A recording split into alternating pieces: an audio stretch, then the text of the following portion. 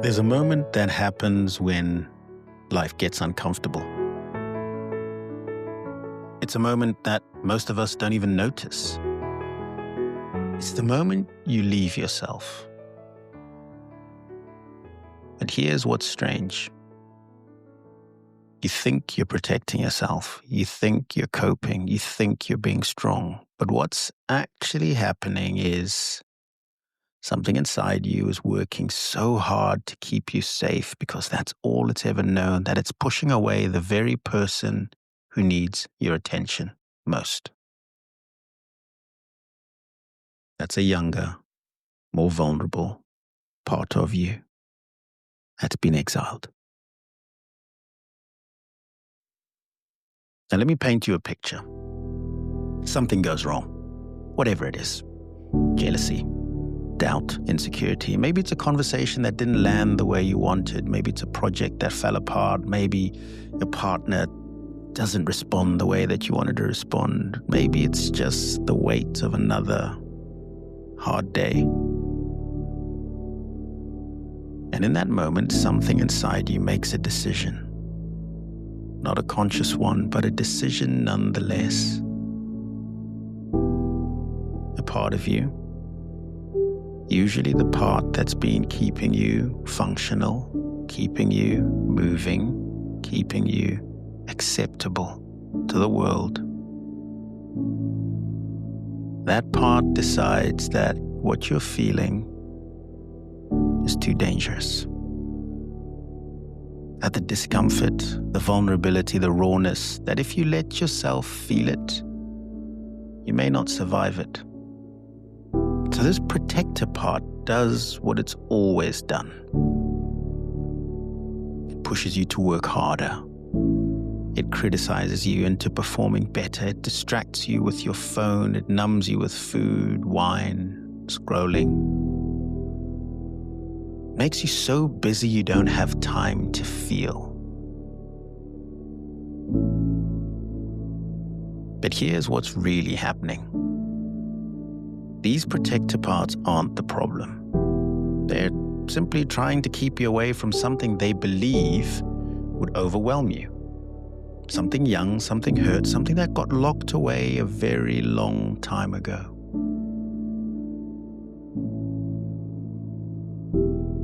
Now, I need you to understand something. You're not broken for doing this. This isn't a character flaw. This is how we survive.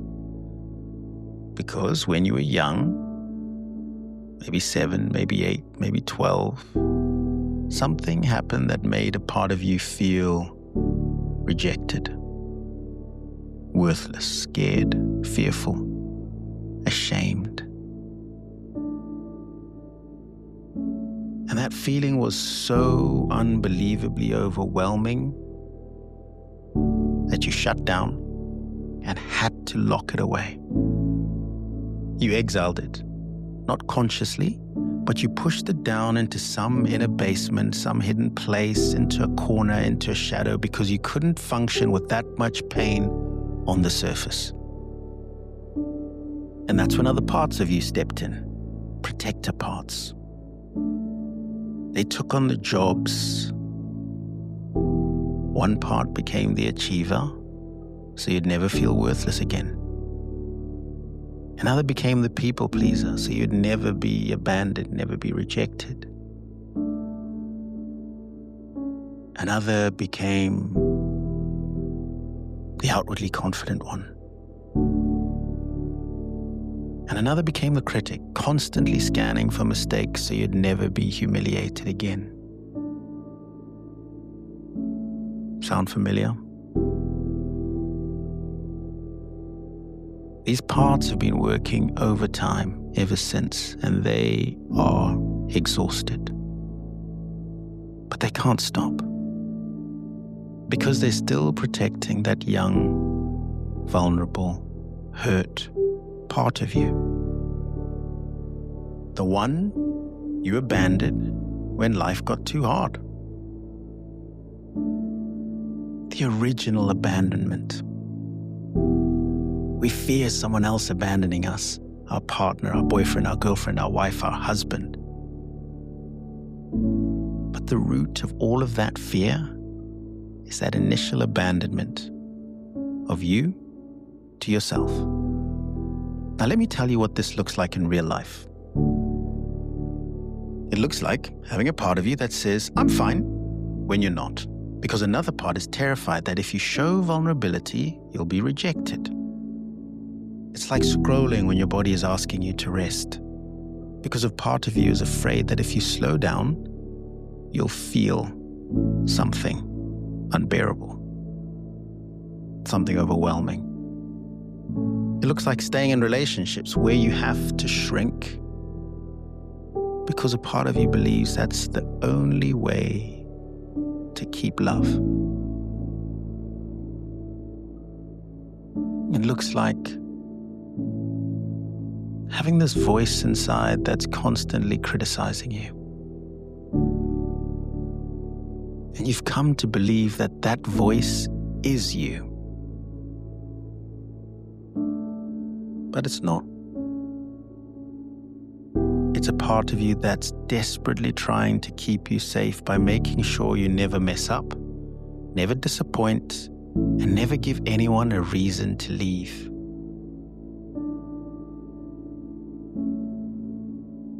It's trying to protect you. But in doing so, it's keeping you from the very thing you need most, which is to turn toward that younger, hurt part of you and say, I'm here. I'm not leaving. I will never leave. You are safe now.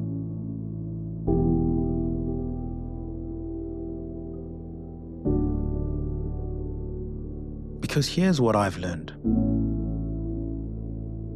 Nothing inside you is bad. Not the part that criticizes, not the part that numbs, not the part that people pleases, not even the part that rages or shuts down.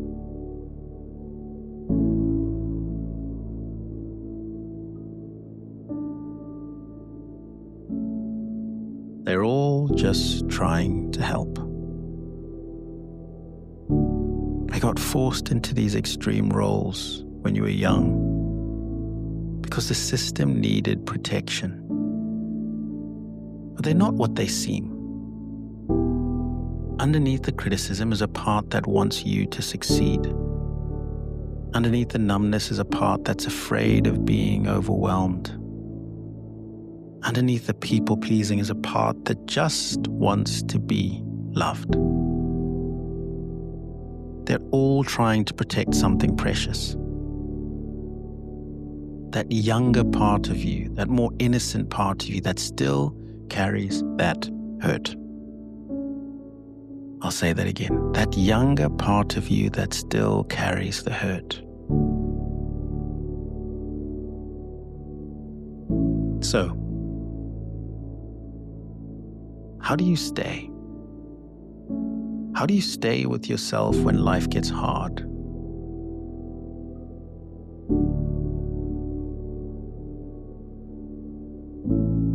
Let me give you 4 things.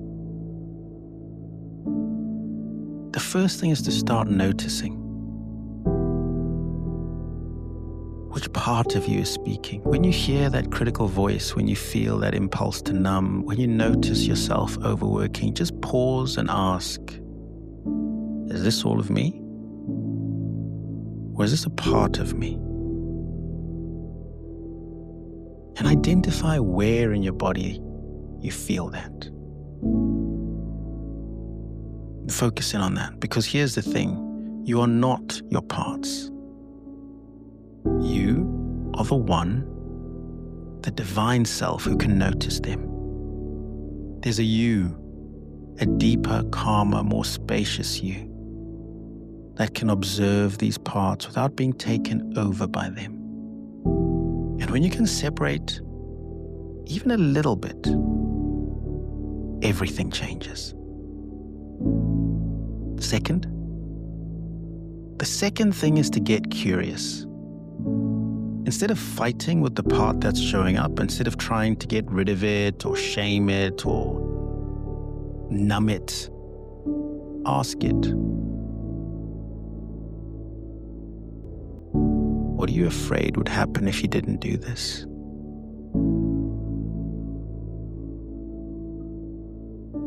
What are you trying to protect me from? And then, just listen.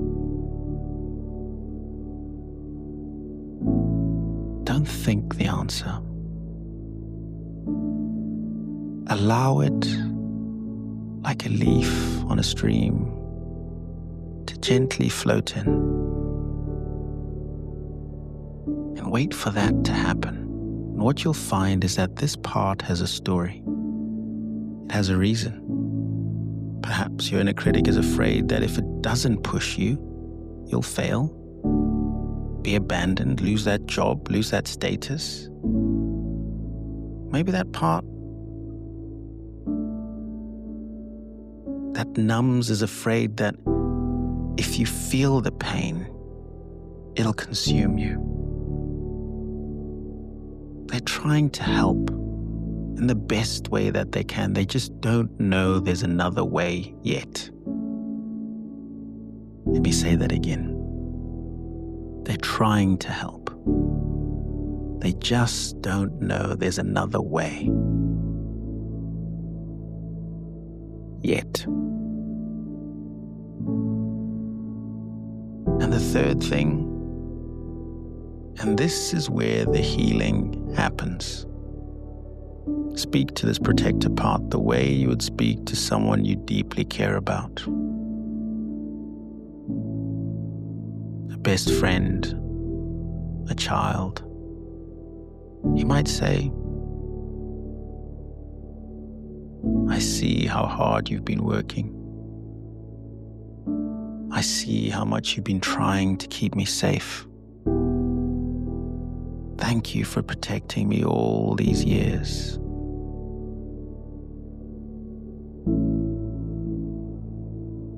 And what I do is when those parts come up, I say 3 simple things internally to that part.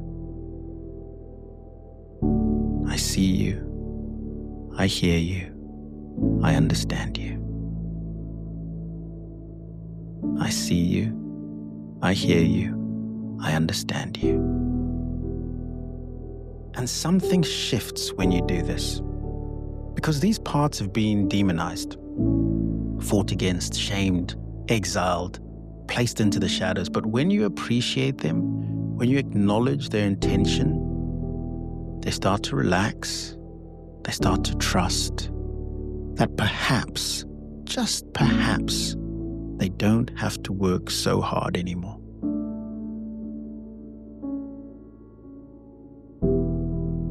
And the fourth and final thing, and this is the deepest part of the work,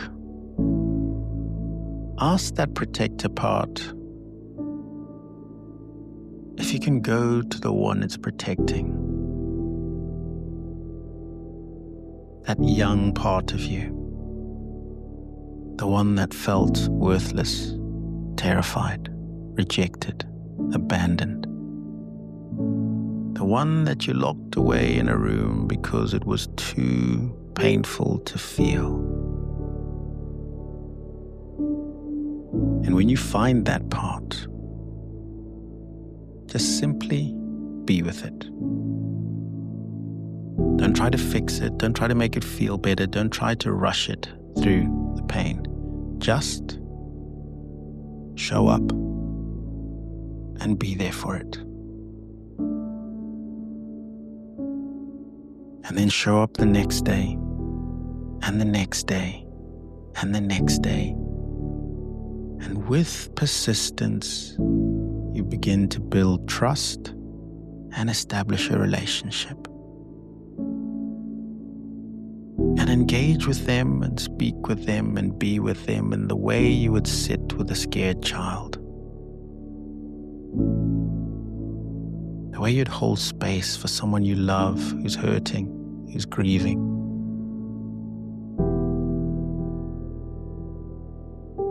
And say, I see you. I'm here now. I'm not leaving. This is how you come home to self. And here's what I want you to know. You don't need to get rid of parts of yourself. You don't need to transcend your humanity. What you need is to turn toward self, to turn and look inward, to stop abandoning the parts of you that are hurting, to stop fighting with the parts that are trying to protect you. Because here is the simple and honest truth. All your parts are welcome.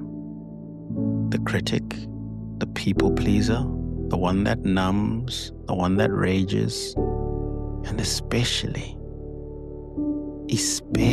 the young, hurt one that's been waiting in the shadow for all these years. They all belong. And there's a you, a deeper, wiser, more spacious you, the self that can hold all of it, that can lead this family, that can manage and navigate this system, that can be curious instead of critical, that can appreciate instead of attack, that can stay when everything in you wants to run, when everything in you wants to self-destruct. And when you learn to do that, when you learn to stay with all the parts of yourself, everything changes.